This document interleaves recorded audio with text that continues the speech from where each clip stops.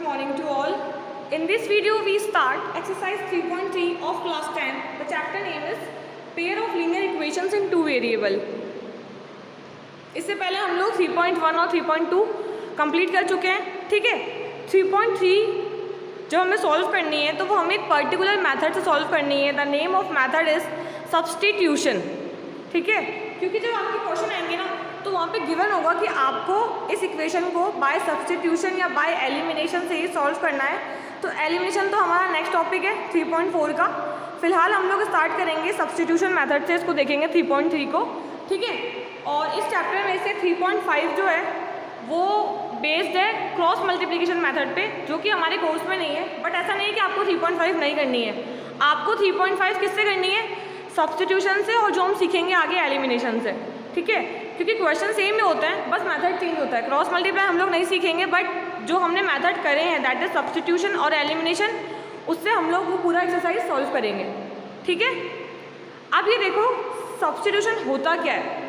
Substitute का मतलब English में वैसे भी होता है कि किसी एक पर्टिकुलर चीज़ का अल्टरनेटिव ढूंढना, कि इसका सब्स्टिट्यूट क्या है ना। यहाँ पे इसका मतलब ये है कि आप पूरी इक्वेशन से एक वैल्यू निकालोगे एक्स की या वाई की, दो ही फॉर्म में इक्वेशन है हमारे पास, वेरिएबल वाली। किसी पर्टिकुलर वेरिएबल की वैल्यू निकाल के उसको आप पुट करोगे उसकी नेक्स्ट इक्वेशन में, या आप ये भी कर सकते हो कि आपने सेकंड वाले से वैल्यू निकाली तो आप उसको फर्स्ट वाली पे पुट कर रहे हो, ठीक है। वो आप पे डिपेंड करता है या इक्वेशन पे डिपेंड करता है कि आप लोग कैसे चूज़ कर रहे हो।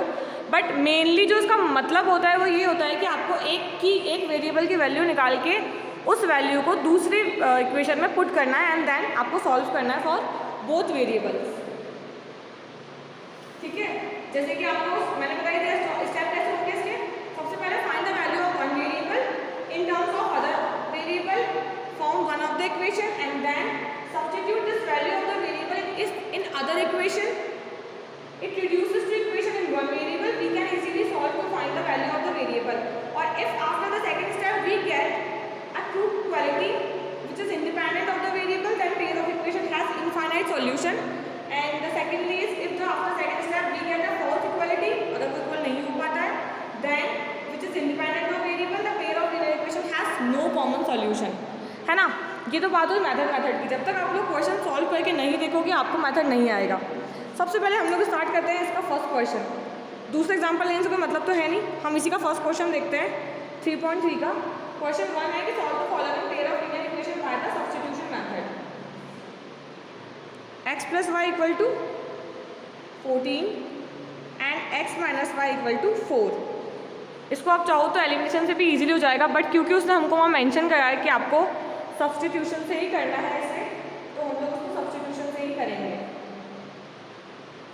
देखो ये पूरी इक्वेशन प्लस में है और इसके अंदर ये माइनस है। अगर आप यहाँ से वैल्यू निकालते हो तो ये वाली इक्वेशन से हम लोग वैल्यू निकालेंगे तो ईजी रहेगा हमारे लिए। क्यों? जैसे हम लोग बाय यूजिंग इक्वेशन 2 क्या करेंगे हम लोग, ये 4 है, ये माइनस का y है, वहाँ जाके किसका हो जाएगा? प्लस का, ठीक है। तो ये इसकी वैल्यू आ गई, x की वैल्यू आ गई। अब इक्वेशन सेकंड से वैल्यू आई है ना, तो हम लोग इस वैल्यू को सेकंड में पुट ना करेंगे ना, और कर भी नहीं सकते हम इसको पुट करेंगे इक्वेशन 1 में। और अगर हम लोग 1 से वैल्यू निकालते हैं, इसकी इक्वेशन 1 की हेल्प से हम लोग वैल्यू निकालते तो हम इसको पुट करते हैं इक्वेशन 2 में, ठीक है। ये तो मेथड है हमारा। अब इसको हम पुट करेंगे इक्वेशन 1 में, तो किसकी वैल्यू आई है? ये x की आई है, तो x की जगह पर मैं लिखूँगी 4 + y, y तो y ही है, equals to 14। What is y + y? It's 2y। Linear equation है, वहाँ गया माइनस हुआ, 10 हुआ, तो y = 5। कितनी आई y की वैल्यू? 5। अगर y की वैल्यू 5 आई है तो x की कितनी आएगी? इस वैल्यू को उठा के वापस यहाँ पुट करना है हमें। 4 + 5 9, तो x की वैल्यू हमारी आ रही है 9 और y की वैल्यू हमारी आ रही है 5। ये समझ में आया आपको?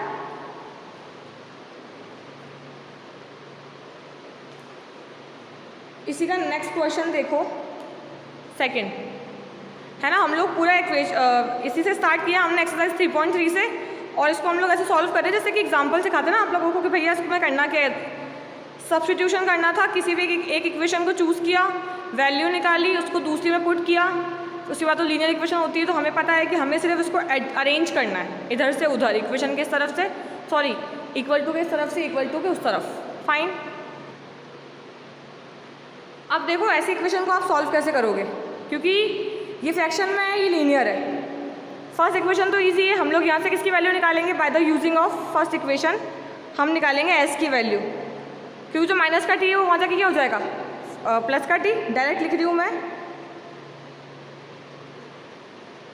ये आ गई एस की वैल्यू जो मुझे पुट करनी है। अब हम लोग ना इसको पहले लीनियर बनाएंगे, कैसे बनाएंगे वो देखो। हम लेंगे इनका एलसीएम, एलसीएम कितना आएगा, 6 का 6 ही आएगा।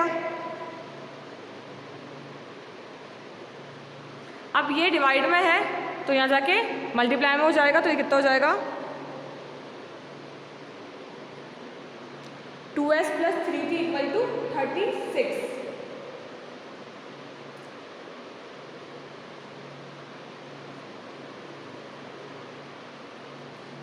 है ना। अब हम लोग उस s की वैल्यू को हमारी इस जो फाइनल इक्वेशन आई है हमारे पास लीनियर, उसमें पुट कर देंगे। s की वैल्यू कितनी है, 2s है ना, s की वैल्यू है 3 + t, 3t = 36। इसको मल्टीप्लाई किया हमने, 6 + 6t, 3t = 36। ये कितना हो रहा है, 90। ये आ जाके माइनस,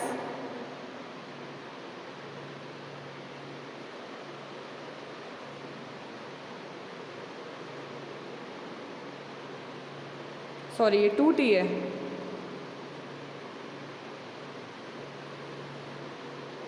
60, 5t = 36, सॉरी 6 वहाँ जाके माइनस,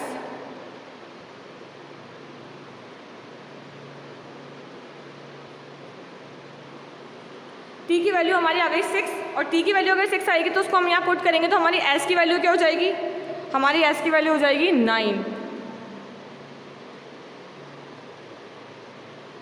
ठीक है, तो हमारी s की वैल्यू आई 9 और t की वैल्यू आई 6। अब हम देखेंगे इसका क्वेश्चन 4, क्योंकि थर्ड वाला तो लीनियर है, आप लोग आराम से कर लोगे। फोर्थ वाला पॉइंट वाला है, उसमें कर लो रूट वाला क्वेश्चन में देखेंगे इसका। फिफ्थ वाला, फोर्थ और फिफ्थ मैं करवाऊंगी, बाकी थर्ड और सिक्स्थ आप पहले ना। सिक्स्थ वाला हालांकि फ्रैक्शन वाला है, तो मैं आपको उसको इक्वेशन लीनियर करके दे दूंगी आपको, आप आगे सॉल्व कर लेना। सॉल्व कैसे करोगे, with the help of substitution only. Question 4 तो हमारे पास पॉइंट वाला है, ठीक है। तो और देखो x की भी वैल्यू, मतलब x का भी वेरिएबल है, y का भी वेरिएबल है। इससे पहले ये था कि सिंगल सिंगल था तो वो लीनियर लग रहा था हमको। अब क्या करेंगे हम लोग, हम पहले तो उसको इक्वेशन 1 और 2 पुट करेंगे, मतलब मार्क करेंगे। फिर हम लोग निकालेंगे इक्वेशन 1 से, फ्रॉम इक्वेशन 1 हम यहाँ से निकालेंगे x की वैल्यू। अब कैसे आएगी वो देखो। सबसे पहले तो ये y की वैल्यू यहाँ जाएगी, तो ये बन जाएगा 1.3 माइनस 0.3 y, और जो इसके साथ मल्टीप्लाई में वो यहाँ जाके डिवाइड में हो जाएगी। तो ये हमारी होगी फाइनल वैल्यू जो हमें यहाँ पुट करनी है, ठीक है। इसके बाद हम पुट कर देंगे 0.4x है ना हमारा, तो 1.3, 0.3 y, 0.2, फिर 0.5 y, 2.3, ये हुआ। अब करना क्या है आपको, आप ये कर सकते हो यहाँ पे कि जैसे ये 0.2 है ना, ये से 2 टाइम्स कटता है। अगर ये नहीं कट होता तो हम लोग पहले इसको मल्टीप्लाई करते हैं एंड देन उसको वो लेते हैं पूरा एलसीएम, है ना। पर क्योंकि हमारा ये इजी हो गया, अब उसको सॉल्व कर लेते हैं हम लोग। हमारा मल्टीप्लाई के बाद ये बनेगा 2.6, 0.6 y, 0.5 y = 2.3, है ना। एंड देन जब ये सॉल्व होगा, अच्छा ये माइनस है, इसको मैंने माइनस किया, फिर मेरे पास आया माइनस का 0.1 y फाइनली एंड 2.3 माइनस 2.6, तो मेरे पास वैल्यू कितनी आई इसकी, y की वैल्यू मेरे पास आगे सॉल्व करने के बाद 3, ठीक है। अब इस y की वैल्यू को मैं कहाँ पुट कर दूंगी, यहाँ पुट कर दूंगी, तो ये हो जाएगा 1.3 माइनस 0.3 इंटू 3 अपॉन 0.2, और आफ्टर सॉल्विंग हमारे पास x की वैल्यू आएगी 2, तो हमारी y की वैल्यू आई 3 और x की वैल्यू आई 2। ये समझ में आया।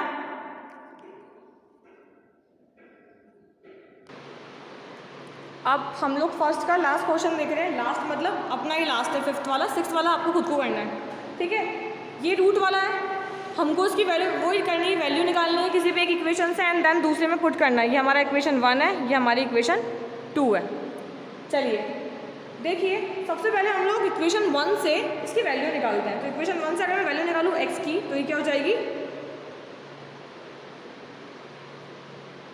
सबसे पहले तो ये यहाँ जाएगा, तो ये हो जाएगा √2x माइनस √3y। फाइन, ये आएगी final value, that is √3/√2y minus का, है ना। अब हम लोग क्या करेंगे, इसको यहाँ पुट करेंगे सेकेंड इक्वेशन में। चलो √3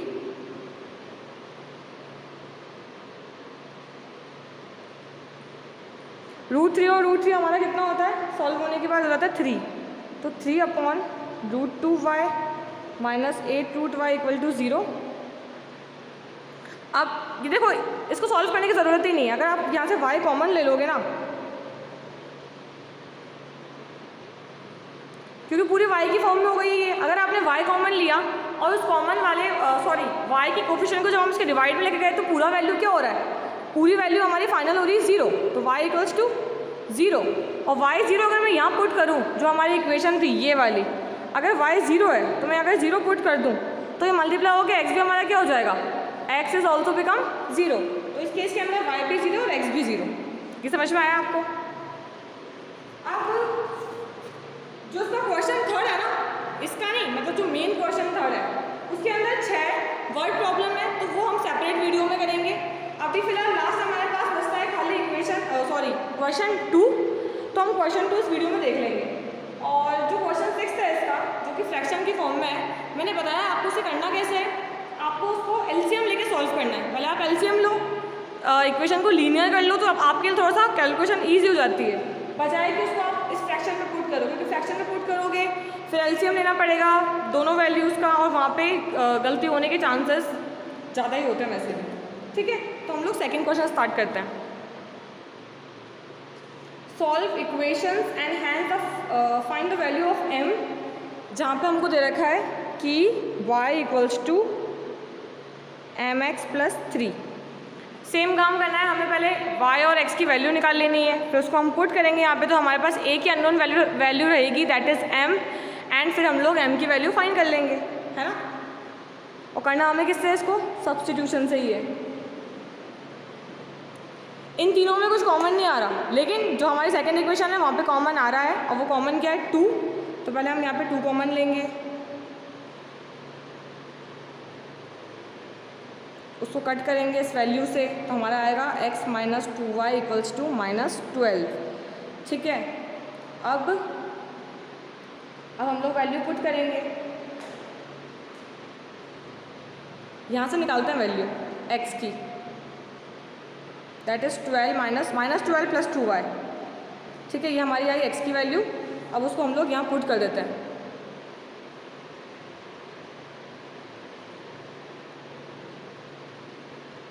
ये हो गया, कॉमन लिया, 12 2 = 24, 4y = 11। ये कितना हो रहा है, 7y,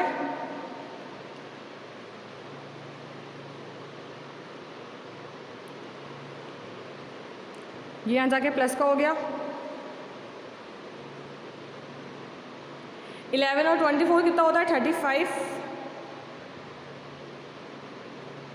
तो हमारे y की वैल्यू आ रही है 5, और y की वैल्यू 5 आ रही है, तो उसको हम यहाँ पुट कर देंगे इक्वेशन में। तो हमारे x की वैल्यू कितनी आ जाएगी, -12, 5 2 = 10, +10 +- इट्स -2। तो हमारे x की वैल्यू आ जाएगी -2। और जब हम x और y को यहाँ पुट करेंगे, तो आप फाइंड आउट करोगे कि हमारी m की वैल्यू आएगी -1।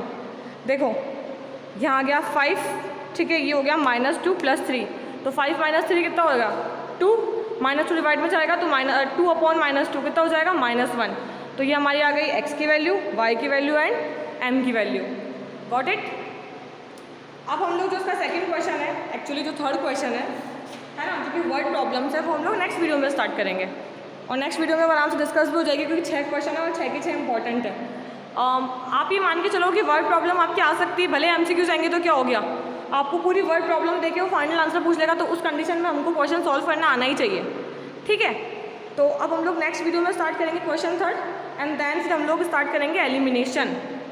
फाइन, जब तक आप लोग इसकी प्रैक्टिस कर लीजिएगा। Thank you, have a good day.